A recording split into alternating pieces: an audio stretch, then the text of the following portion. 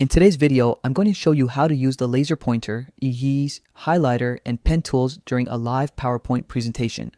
These tools are great for drawing attention to specific areas of your slides and keeping your audience engaged. Perfect for meetings, lectures, or project presentations. Let's get started. First, open PowerPoint on your computer. Then open the presentation you want to show.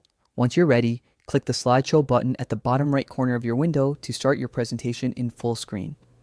Now, while in presentation mode, right-click anywhere on your slide. From the menu that appears, hover over Pointer Options. Here you'll find several useful tools, including the laser pointer, pen, and highlighter. Let's start with the laser pointer. Click on it, and you'll see a small red dot follow your mouse movement. This virtual laser is perfect for guiding your audience's focus as you speak. If you prefer to write or mark directly on your slides, select the pen or highlighter option instead. You can draw, underline, or emphasize text as you go, helping key ideas stand out more clearly. Remember, you can switch between tools anytime by right-clicking again and choosing another pointer option. When you're done, simply press the Escape key to exit presentation mode. And that's it.